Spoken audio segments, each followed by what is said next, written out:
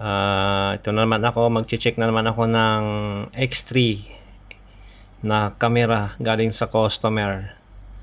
So itong month na to, dami talagang reklamo ng customer kasi summer. So naliligo sila sa beach gamit itong mga camera na to. Kaya nagkakaroon ng problema kasi nilulusog nila sa tubig, hindi nila chine-check ng maayos.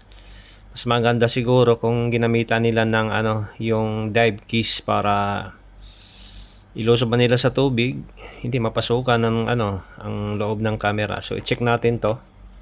Buksan natin to. X3. Yan. Ito yung unit niya. I-check natin. Ayan okay, wala namang gas-gas yung lane, yung screen sa harap. Tapos yung front lens wala naman din. Yung gilid wala. Tapos yung back lens wala namang tong back lens camera sa likod, wala ring gas-gas. So ang nakalagay kasi yung problema dito guys, tingnan natin. Dito yung nakalagay na problema. Saan ba yun? Ito. Problem description. Blank screen. So ibig sabihin, pag blank screen, di siya nag-on. Yun lang ang problema. Check nga natin kung mag-on siya. Press natin tong ito.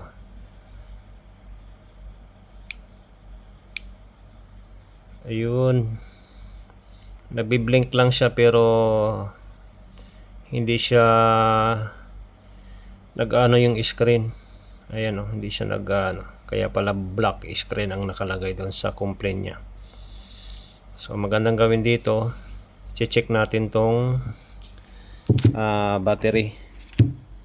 Ito guys. Hirap buksan ng nakahawak yung isang kamay. Yun, nanganggal din. So ito yung battery ng X3, maliit lang siya compare mo sa X4 tsaka X5. So check natin tong loob ng camera, lagyan na ng battery kung may indication na pinasukan ng tubig.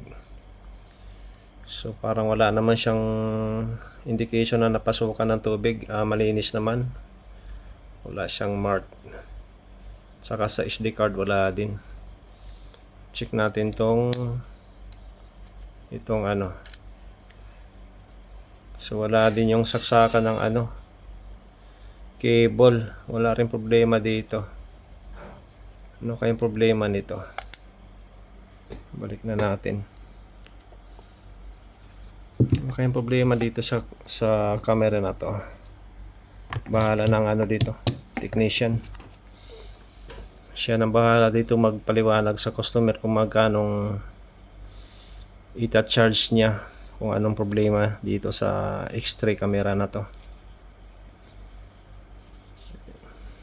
Wala akong makitang yung lang, yung hindi lang talaga siya nag-on.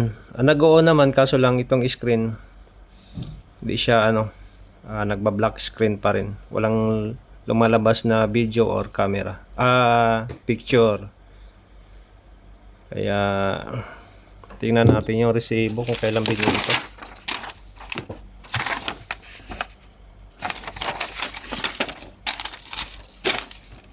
Ito yung resibo niya, June 29. Matagal na, 08 April 2024. Wala na, hindi napasok sa warranty. Magbabayad na ang customer dito kung magkano isa-charge sa kanya kung anong sira nito. Wala na, hindi na siya pasok sa warranty guys. Balik na natin sa box. Ayan. Bahala na ang technician dyan bahala na ang technician dito magpaliwanag sa customer.